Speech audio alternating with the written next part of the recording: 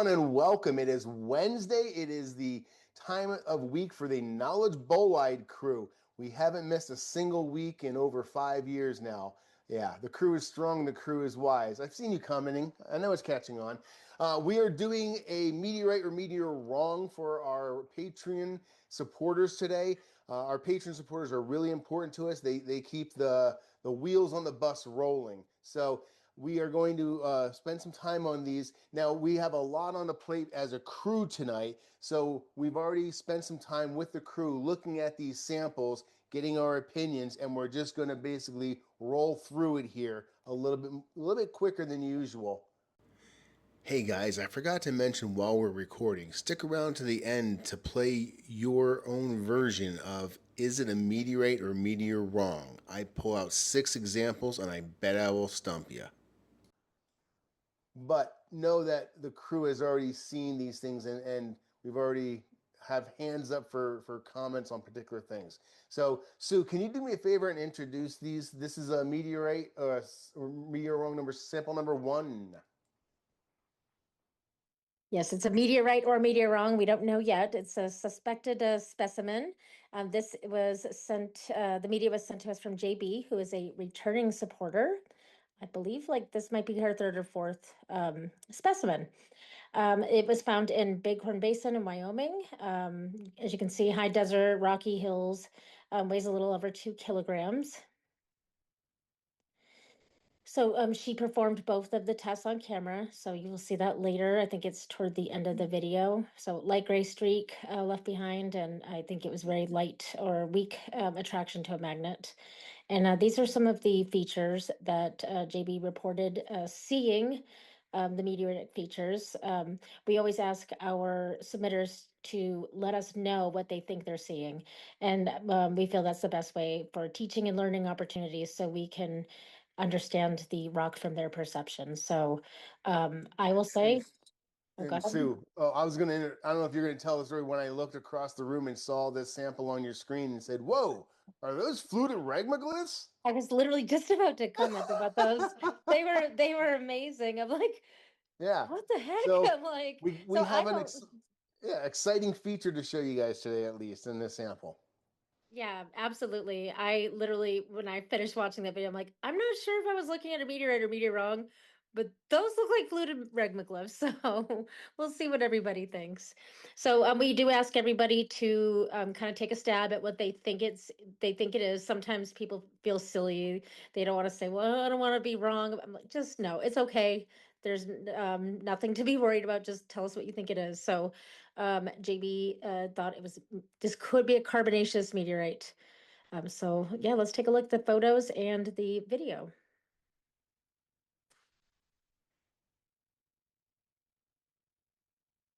What I noticed first off is it looks like a broken surface, so it's good that we can see an interior and exterior shot.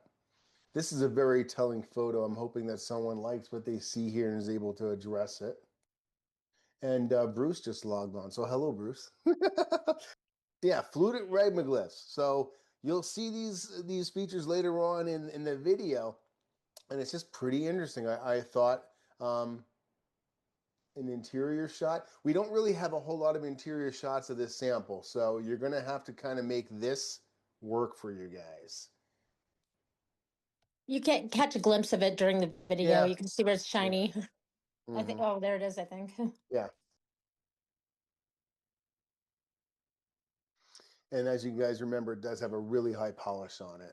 So I don't know if someone wanted to comment on the weak magnet on a carbonaceous, a high polish on a carbonaceous, interior versus exterior in a carbonaceous. Art, why don't you run it all around for us? Well, to me, it really looks like a basalt for sure. Very fine grained. I'm seeing vesicles there. It all leads me to believe that it is a basalt. Okay. I appreciate that. David, how about you? Yeah, there's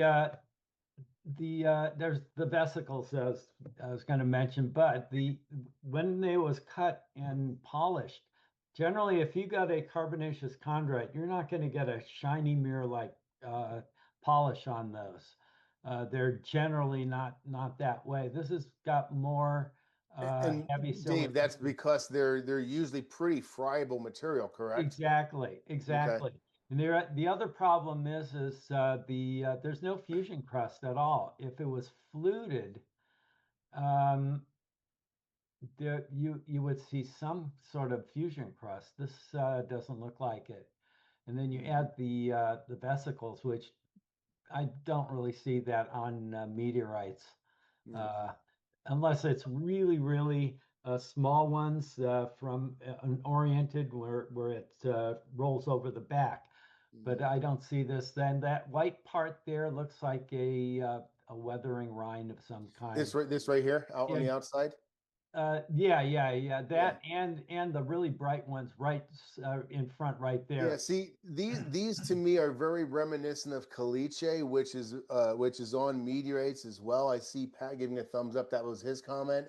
I would like to have someone comment on what I'm seeing here as an obvious external. Thank you, Dave, by the way. An Yeah, no problem. obvious external ness to the rock. You can actually see a broken layer leveling, something like that. Did I steal all of your thunder, Pat? No, one thing I wanted to point out, so yes, that does look like caliche is probably a lime deposit. On the one surface that looks like fluted regmaglypts, that's almost certainly a vent effect, where Thank you. blowing wind has taken those vesicles and elongated them. I showed a vent effect a while back. And I agree totally, Topher, with your comment that one surface that's cut is polished to a very, very high polish. You wouldn't be able to do that with a real carbonaceous chondrite because they're too soft.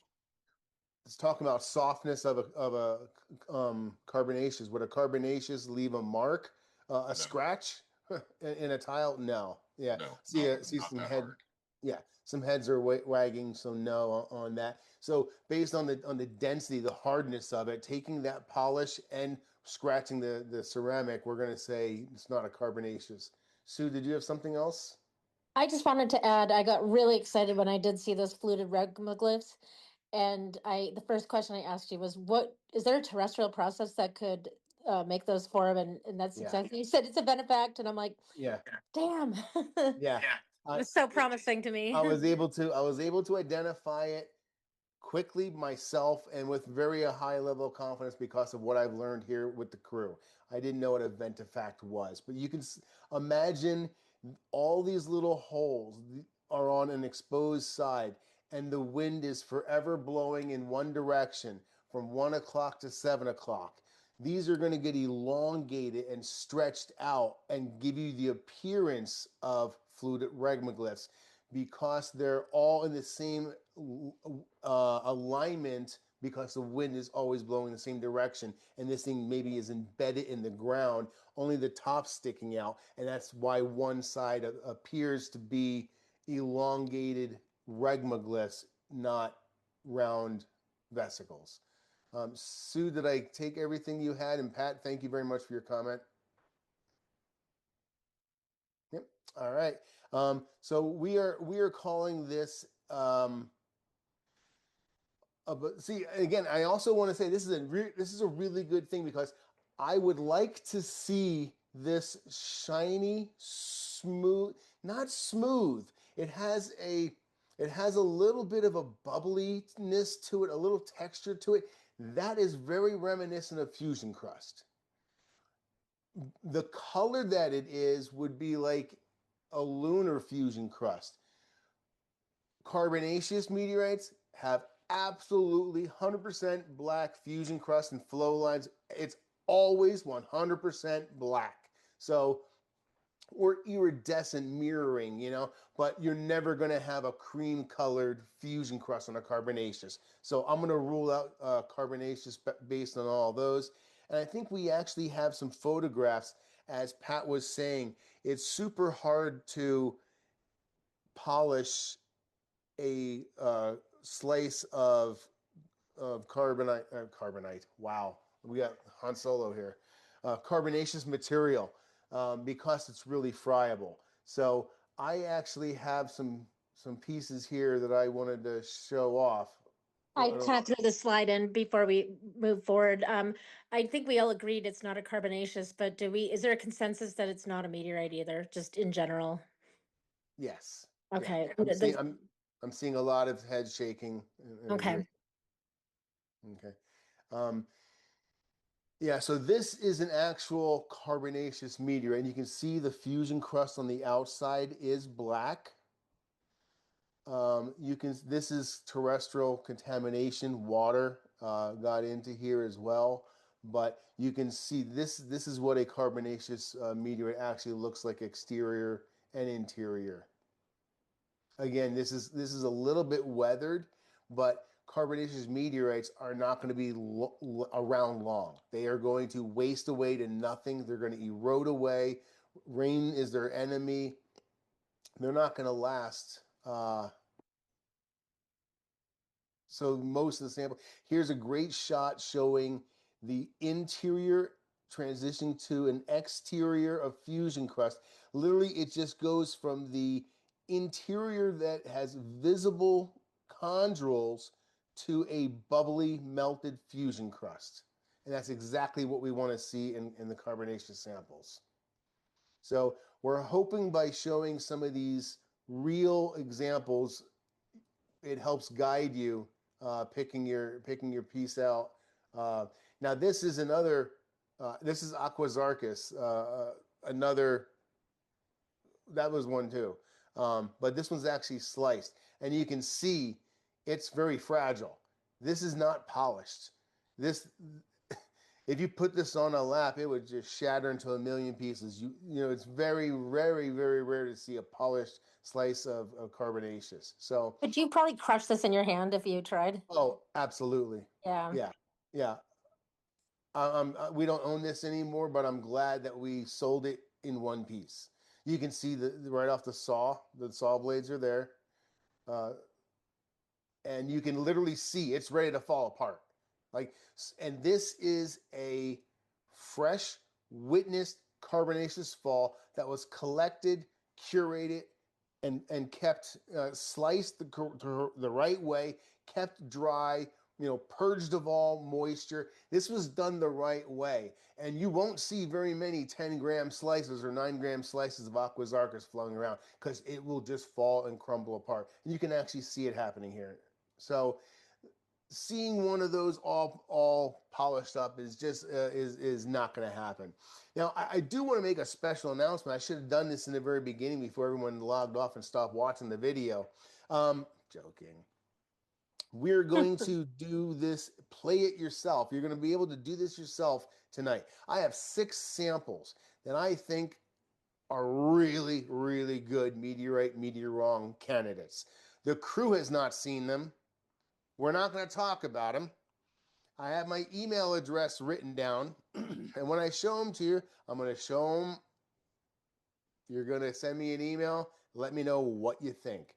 I'm not saying if any are or are not anything. I'm just saying there's 6 samples. What do you think they are? And you can play that yourself. So stick around to the last ID. At the end, we're going to do that. Sue, you want to tell us about number 2? And by the way, who does number 2 work for? Well, first of all, I want to state about your game. If you cheap out and don't offer a prize, I'll be handing out lottery tickets, scratcher tickets. So, yeah. Well, no, I'm cheap. I'm cheap, and that Sue's generous. So yeah, there'll be a prize, but it'll hurt me to give it out. So. All right, this is from our new supporter, Jean-Michel, and I think that's Jean-Michel. Jean-Michel. Yeah, He is from Quebec, and yeah, he definitely came prepared with lots of information and TOPHER'S saying earlier, people should never complain about doing the survey if they saw what Jean-Michel put together. Oh my gosh. Yeah, we actually got a 25-page document with his sample. It has a lot of information in there. Yes. And so as you can see, and Pat, he may have taken something off your plate, because I told Pat the other day, I'm like, I think we need to revisit the density testing because I've gotten too many questions about it on YouTube. And I asked Topher to do it. And he's like, I'm not putting any of my meteorites in water. I'm like, never mind, I'll ask Pat for help. But Yeah. Jean-Michel actually conducts a density test on camera, and we didn't like watch it in detail. We were just trying to glance at the video and not to take away too much of the surprise. I'm like, oh, looks like you did a pretty good job.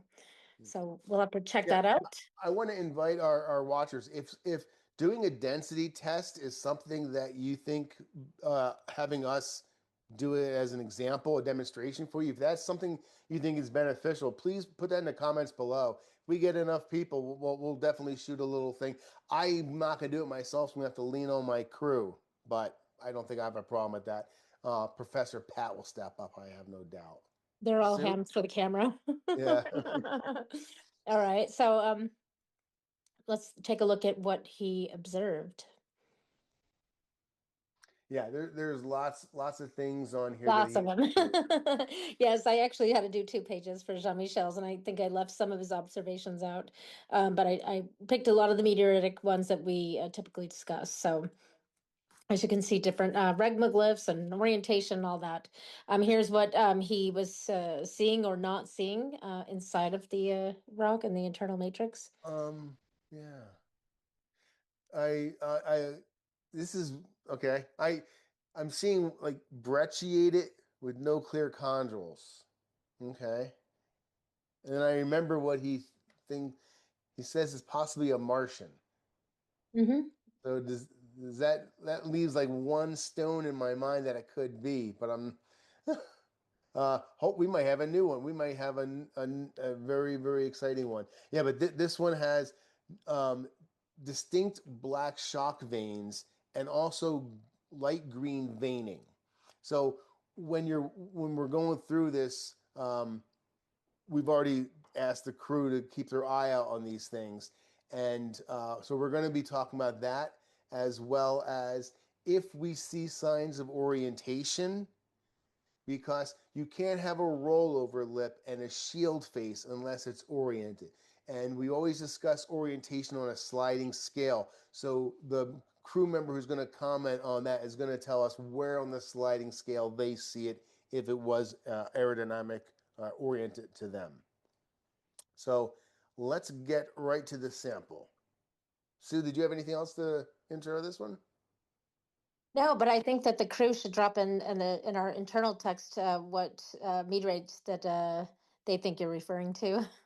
Oh yeah, yeah. I would love to see. Yeah, we'll see how many of them guess it. Um, so this we're looking at what is called out as a shock vein, and possibly a patch of fusion crust. This is the light green line that we talked about as well.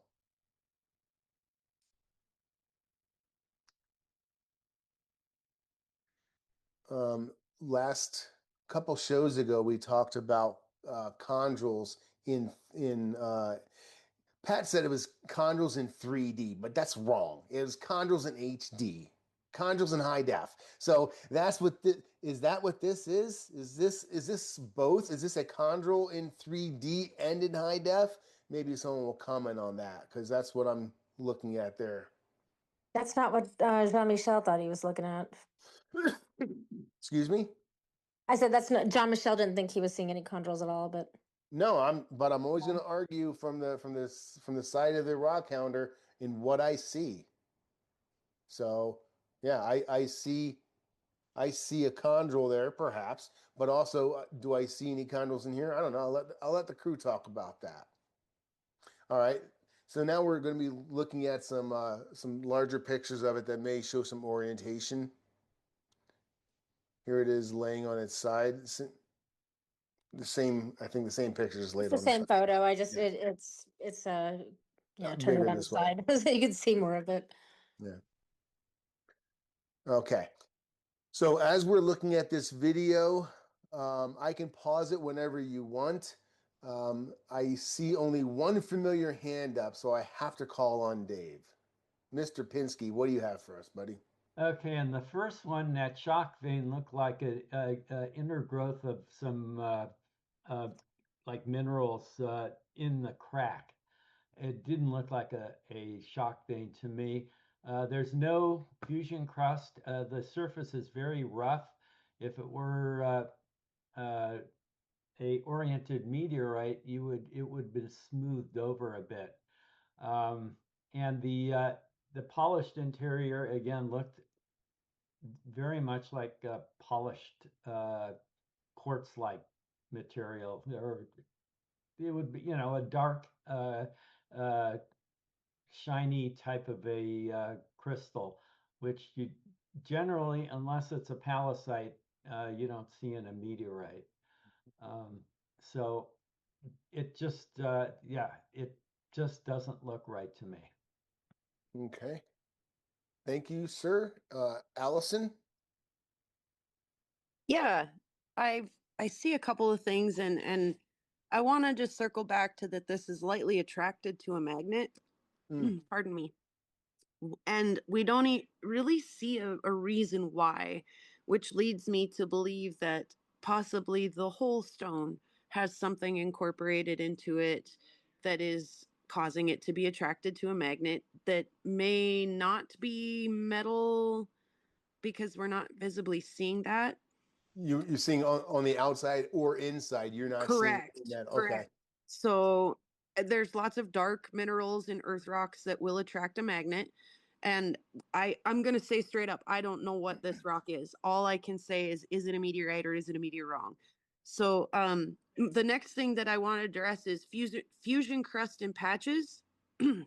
And I'm going to piggyback exactly on what Dave just said, in that if we're going to be seeing fusion crust on a stone like this, it's going to erode off of the high places first and remain in the lower places if it's patchy, if we're Very going good. to address patchy fusion crust. So Yeah. make sure when you're looking for patchy or weathered fusion crust that you're looking at it for in the right places in your meteorite. And then as far as Martian meteorites that do attract a magnet, I'm not super familiar with how many of them have any kind of light draw, but I don't think that's a good indicator of a Martian meteorite. So my overall thing, the shape is not real convincing. It's kind of lumpy, bumpy. Yeah, there are some spots in it that look like you could put a finger in it, but they're just not smooth enough to be regmaglypts. I don't see fusion crust. I don't see any flight orientation. I don't see any shock veining. So I'm going to say just overall looks terrestrial to me. Gotcha. I appreciate that. Thanks, Topher. Yeah, thank you very much. As always, Allison. Pat, what do you have for us? Yeah, so I'm not seeing any signs of orientation in this stone, and the surface of it is far too rough. Generally we can only identify uh, orientation features in the fusion crust, and I see nothing on this that looks like fusion crust. That green vein right there, Mm-hmm. in one of your other photos, shows that vein continues off to the right in that rock. Yes. That looks very hydrothermal to me, and which I guess we actually maybe have found a handful of meteorites that may have some hydrothermal vein action, but it's extraordinarily, exceptionally rare. It's like two or three out of 70,000.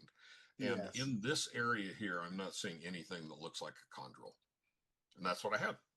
Thank you very much. I really appreciate that. He didn't have his hand up first, but we're going to him first. Mr. Mike Kelly, what do you have to share with us, buddy? Evening, everybody. Howdy. So when you were going through the video on some of the outside of the stone, there's some kind of like cracks and crevices in there. And looking inside of those, there's very smooth, almost glassy, like textured bits in there. And now you have a general rough exterior, but those kind of internal holes that are very smooth and super fine grained, almost Like vitreous looking. Yeah. Mm-hmm. That's something that you don't really find in meteorites. You find it in some igneous rocks where you get some moisture content towards the end, and you're getting really rapid cooling in the vugs. And so I got a feeling this is a terrestrial igneous. Just those inner patches that are super smooth are something that I look at and kind of tells me no.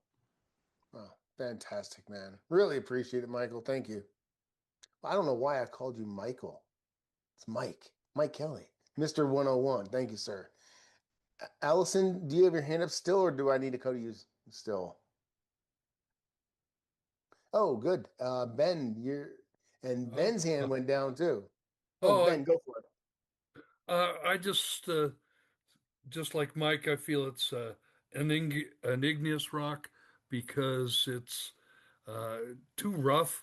It's also clumpy, like volcanic tuff, if you're familiar with that, which you see in any lava deposit.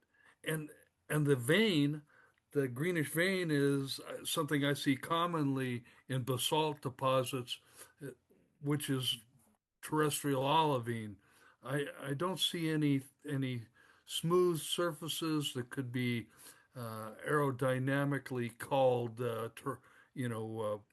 oriented. It's yeah, I think it's like volcanic in origin. Thank you so much. I appreciate it. Here's one last look at this hydrothermal vein, and it did, in the big picture, it did wrap all the way around. You could see it very, very easily.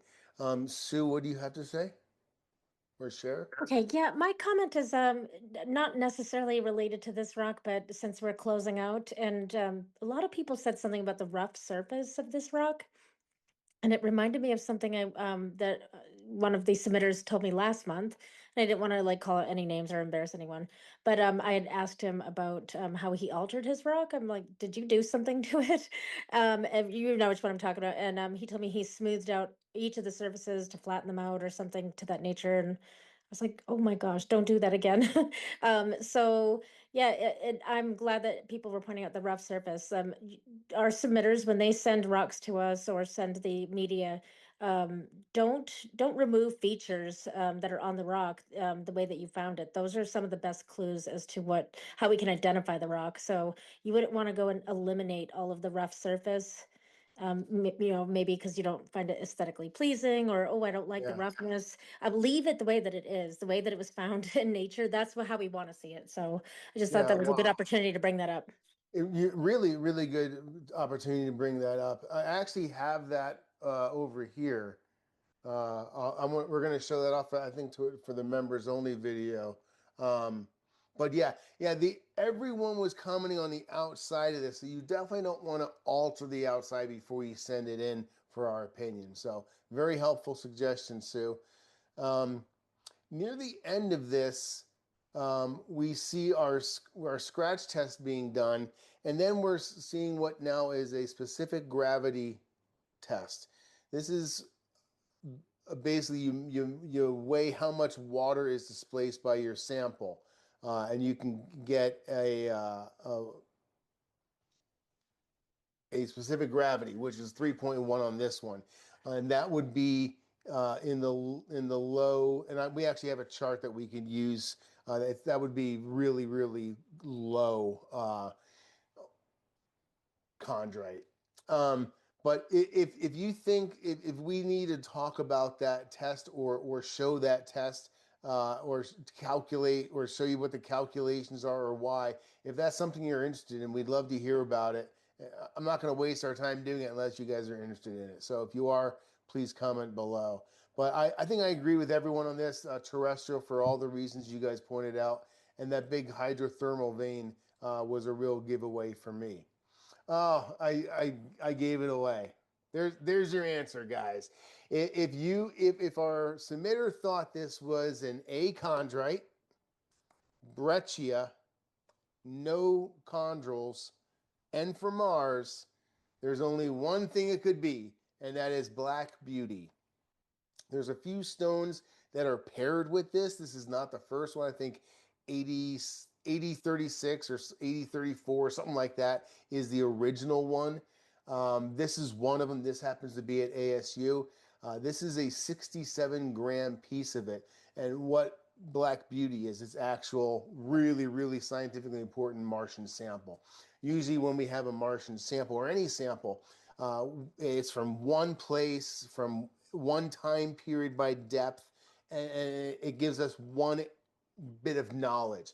Well, Black Beauty happens to be a breccia, a polybreccia of 17 different stones, all in this one sample. So imagine all the work and effort NASA goes through to go to Mars and collect 17 samples and then go back and pick them up and bring them back.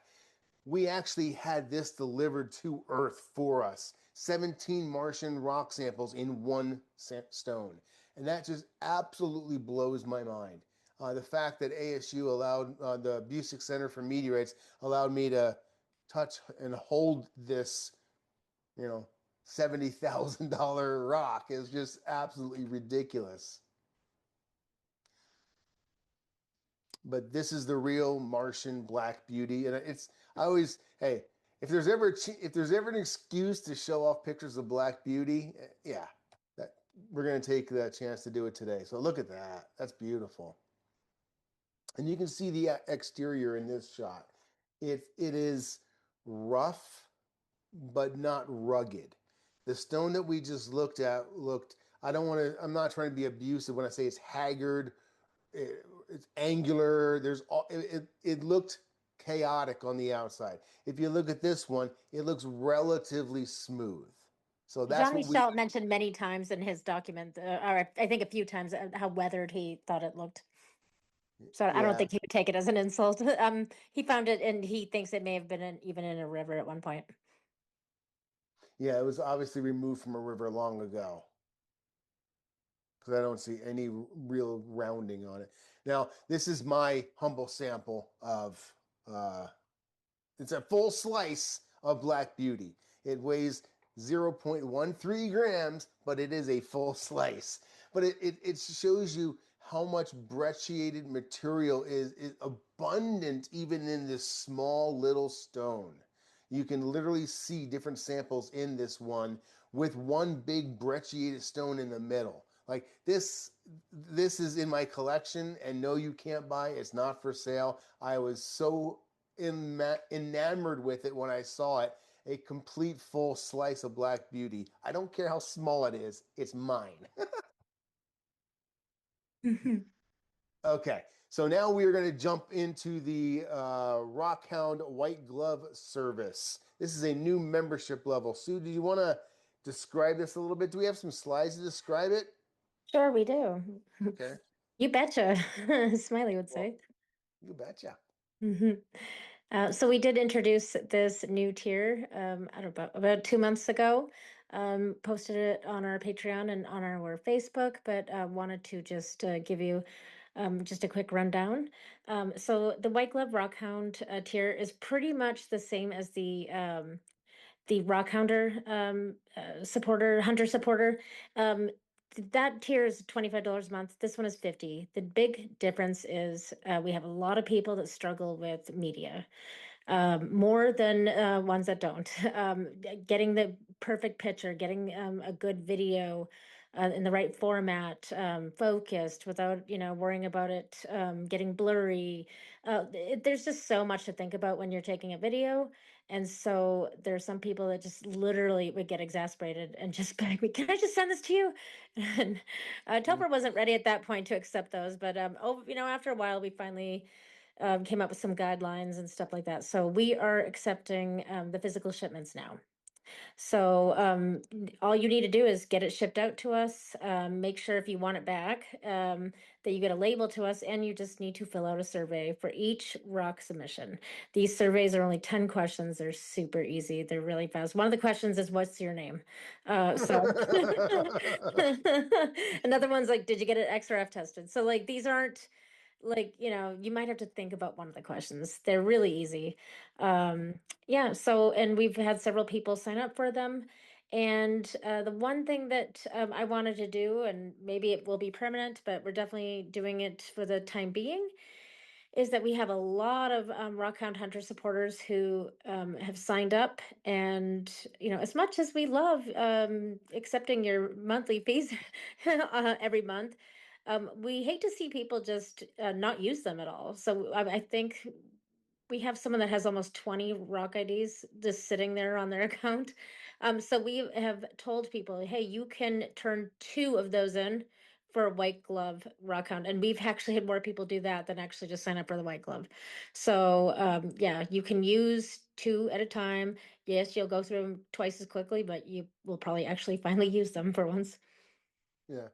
Thank you. So I appreciate you running through that again for a public video for everyone, because I'm really excited about this membership level as well, because we've had a few older people who do not even have cameras on their phones want to do something with us, and the only way is send it in. So this is something, and we're going to be able to show these things in super high def, and move it around and rotate it for the crew as we need to look at it. So I encourage you guys, if you want to sign up and support us, we appreciate any level. If you want rock IDs, you have to support us at the Rockhound level. If you want VIP white glove, and no, I don't wear white gloves, but white glove service. Bruce, I see you smiling. Sue, I looked for the gloves and couldn't find them, but yes, I tried to enforce the yeah, rule. yeah. So if you want, if that appeals to you, that's the rock hunter level. So I appreciate that. Now, we're going to do a little favor for someone today. They sent in a bunch of their rocks, and we're trying to be as nice as possible. So I picked out 2 that look pretty similar, and we're going to do them together. So hopefully that works for you. But this is Meteorite or MeteorWRONG sample number 3 and 4, Sue. Yes, so 3 and 4. So one of these is 2 of their Rockhound Hunter supporter rock IDs that have been on the shelf, I guess, being ready to be used. So 2 of those are getting cashed in, and one of these is a bonus rock that Topher's Yeah, it's a thrown in for free freebie. because he has gotten a lot of rock IDs from us. So yes, Travis, returning supporter for sure. Someone that definitely is engaging on Patreon, and is just an all around great guy. Yeah, absolutely. So he found both of these specimens in the same place on his father's property in Ohio. And you guys probably recognize this one from previous rock IDs. It's a sandy terrain, but there's a lot of blue and gray clay, I guess, like in the dirt there. So these 2 rocks are very similar.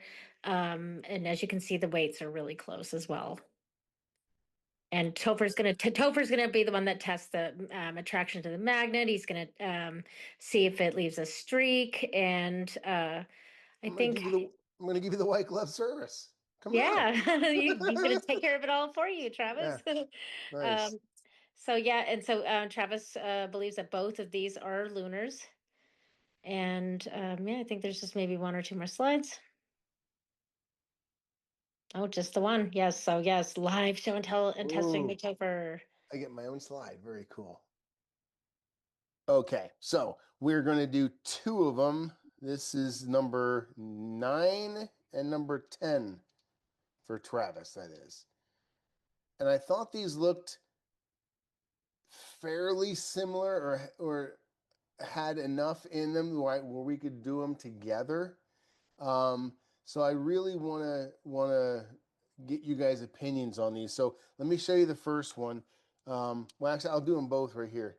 There's no magnetic attraction whatsoever on that one and on this one. It literally will not stay on there at all. So there's no magnetic attraction. When we go to the streak test, I wonder if I can, there we go. We have just destroyed porcelain, but no streak. So we know it's not hematite or magnetite. And let me actually zoom in on these, because that's one thing we've been teaching everyone, is to zoom in on your scratch marks and look for, but no, you can see both of them didn't leave a streak, aren't attracted to a magnet. And now I'm going to zoom in to these and rotate them around. if the crew has any hands up besides Dave. He talks too much. Dave talks too much. No. How about I don't want to call out Mike or Boris, but I want to call out Mike or Boris. Just see if anyone of those guys is in the house still. And I'll settle on Dave Pinsky because he was first. Dave, what do you got, buddy? Okay, so real quick, no fusion crust for one, but it looks very much like river rock. That absolutely has been in water. When you also do a scratch test, and if it's thought to be a lunar, that lunar I don't think would be able to scrape through the porcelain that you were doing the test on. But that looks very much like river rock, and I don't know what that line is in there. That's kind of interesting. Well, let's see if Art does. Art, Yeah. do you Can know I what just say that line is? I love how Dave Pinsky just absolutely ignored your you teasing him, Topher. He's Oh, getting yeah. so used to it Yeah, now. everyone knows to ignore what I say. Art, what do you have? Yeah, I agree with Dave. Those definitely been tumbled in a river. And first of all, they're very black, very fine grained, which would lead me to believe that's a basalt, and with the clast or with the fragments in there, a porphyritic basalt. I don't see anything that makes me think it has anything to do with extraterrestrial. That is a terrestrial, both of those terrestrial rocks for sure. Okay, thank you very much. Pat Brown. Yeah, so again, same comments. These are very river rounded. They also are very hard, and Yes. that's proven in the streak test. And lunars in general are not that hard. Further, our lunars, the clasts in lunars tend to be more longer, triangular shaped sort of stuff, not roughly spherical shaped. And finally, the lunars, we really have, in the most common lunars, the impact breccias, we have all shades of gray from dark to lighter gray. This is monocolor. It's black on the material around the little inclusions, and all of those little inclusions have basically the same color. So I agree, these are earth rocks and not lunars. I appreciate that. I don't see who else. Oh, I got Mike Kelly's hand up. Mike, are you thinking that these may be the same type? And also say whatever you want. So yeah, sorry about that. I was a little slow getting my hand up. I think that Art is 100% right on the one on the left. That looks like a porphyry to me. Wait, on that the one right right. Gotcha. Sorry. Okay. This one I got a feeling it might be more metamorphosed. But I definitely think the other one is porphyry. Those lighter bits in there look like they are individual mineral growths versus being clasts. You didn't break up a bunch of rocks and mix them all together. Those were large grains that grew first, and then you had the finer, darker matrix grow around it. And Mike, I want to make sure that I'm displaying the one you're talking about. Yep, that's the one. Okay, thank you for confirming that. Yeah, so those have a very kind of subhedral mineral shape to the individual light grains in there, which is why I'm thinking that it's a growth inside of a melt, a magma when it was cooling. And so yeah, the lighter formed faster, had longer time to grow, and then you had the ground mass around it form at a cooler later stage, and so it was finer crystallization. That does very much look like a porphyry, like Art was saying. Wow. And the other one, I'm kind of thinking it's probably metamorphic, just because the way that the growths kind of are all kind of squished together. They're very light around the grains in there. It kind of looks like metaquartzite to me. So I have a feeling, and again, I don't know if you had something to do a scratch test on it to see if we were hitting around a 7 or not. But that kind of looks like a metaquartzite to me. The light almost translucency to it. If you were to shine a light on it, I think you would see kind of into a little bit a lot of that light material. And I just think it's very recrystallized quartz grains. Yeah. Wow. Very interesting. Thank you very much. I super appreciate that because I was thinking this might have been an amignoidal. Hold on a second, guys. I'm not going to amygdaloid. Oh my God. Amygdaloidal. You got it that time. Good job. Sorry, guys. I'm trying to learn as we go here. So you're thinking we're right thinking that it's a basalt, but it's a porphyritic versus amygdaloidal. Certainly, yeah, because if it was amygdaloidal, right, that's secondary minerals forming inside vesicles, and vesicles are typically very rounded, right? So the fact that those are, when I was saying they're subuhedral, it means they're kind of more blocky shaped with slightly rounded edges. They're much less oval or circular. Fantastic. And Mike, I appreciate that very much. At first, when I saw this, it looked like it was a terrestrial line. Like this was after it was rolled in a river for a while. This is where it was buried, and that's the line, terrestrial line. But I really don't think that is what it is, because when I look at this, I actually see different crystals in there. Do you think I could be right with that, or what could have caused that? Is that a hydrothermal vein? Yeah, I think that's secondary mineralization, right? So the rock was deposited, you had a porphyry laid down, and then, yes, you're going to have that material crack and make some voids and spaces in there, right? And then secondary minerals are going to form in there, whether it's the exact same, it looks almost like the same mineralogy as what the large porphyry grains are. Mm-hmm. So if that stuff is susceptible to, being eroded and pushed into those cracks, you're going to get some of that material decaying and moving in there and recrystallising. Gotcha. And then I think afterwards that was all rebroken up, and then, like Pat said, I think it's been washed a lot in a fluvial environment. So you had a rock that formed, cracked, had some veining like dikes and sills formed through it, and then it all got washed and mixed together and rounded. I really appreciate that storied explanation. Because when I looked at it, and I part of the white glove services, I also look at it under an eye loop and also under my microscope. And I could see under the microscope, it's different texture. It's not a line of earth. It is literally a difference of mineralization in there. So thank you very much for that. And this one here I thought was pretty interesting too. Yeah, I actually thought these were the same type, but these are basaltic. Now, with this right here, that does look like a very good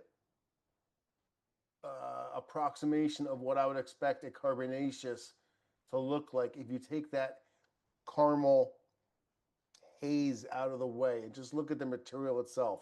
That looks like I could be convinced that that's a chondritic material, and I would be very much interested in taking a look at it more.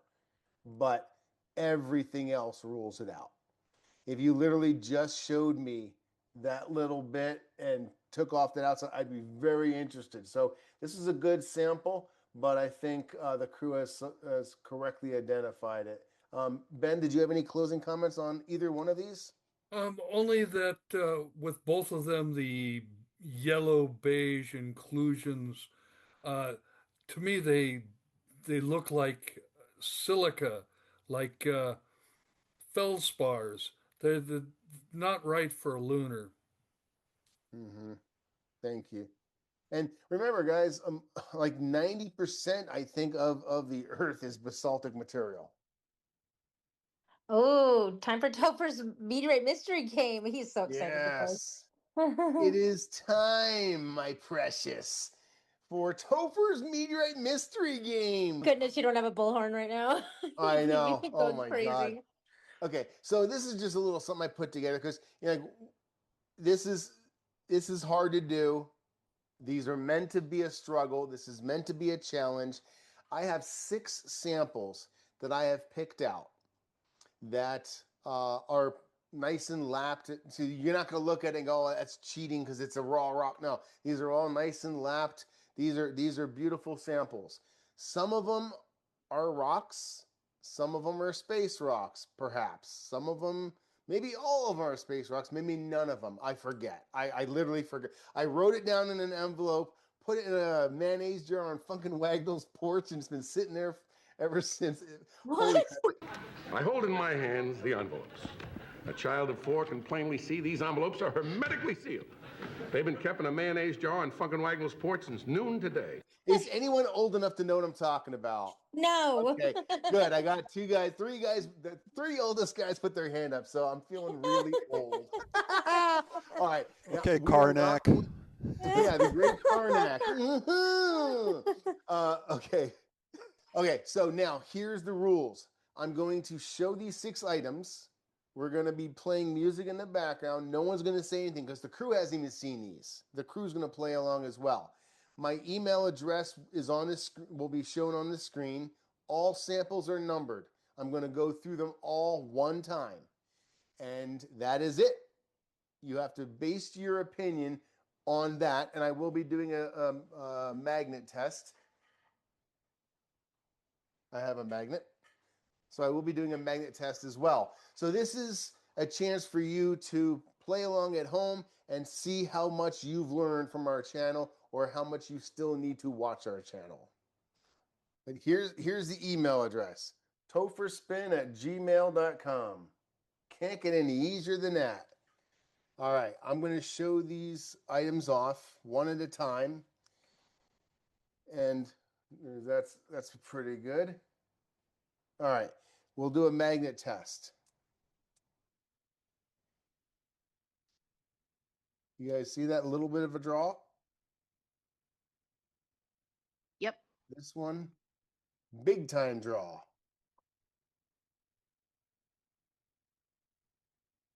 This number 3,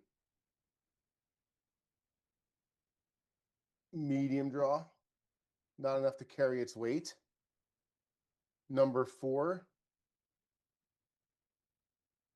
enough to carry its weight, but easily shaken off. Number 5,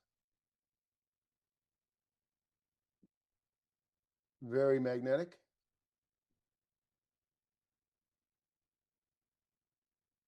And number 6, very magnetic, extremely magnetic. Okay, so that's the magnet test on all 6 items. Now let's take a look at them. Here is number 1.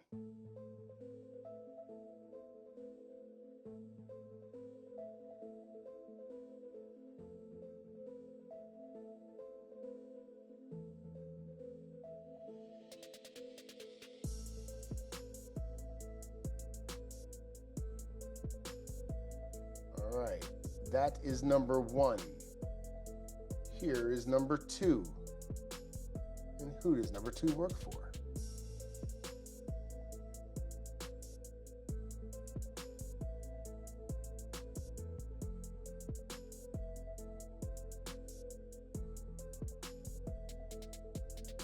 This is number 2 still.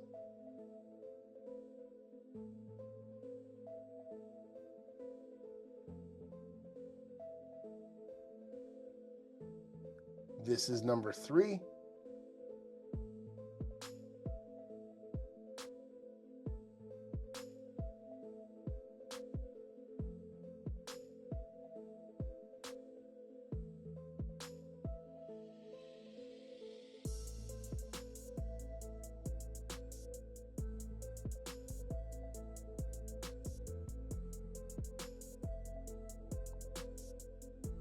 Yes, I'm sorry.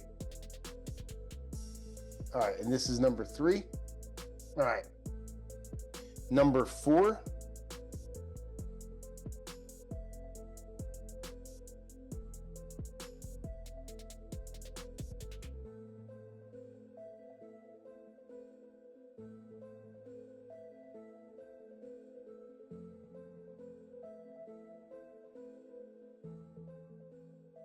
I'm really hoping that we get a lot of people that play along. Email, again, topherspin@gmail.com. Don't use our old email address. It doesn't. We got rid of it.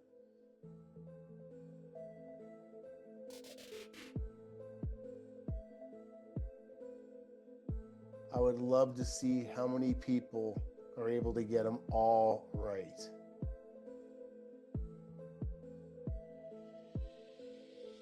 This is number 5.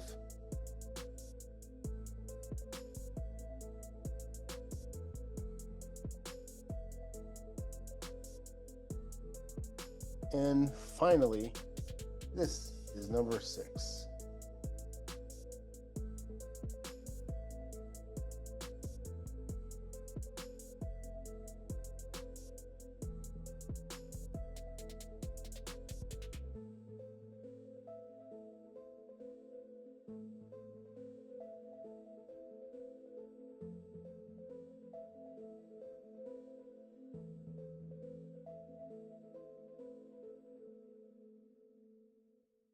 And that's number 6.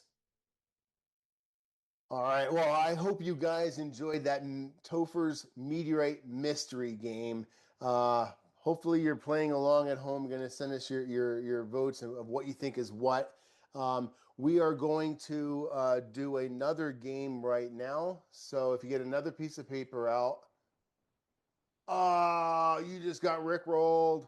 So no, we are done here. If you're not a member, this is where you have to get off the bus. We are going to do a members only thing right now where we're going to actually look at meteorites and MeteorWRONG side by side.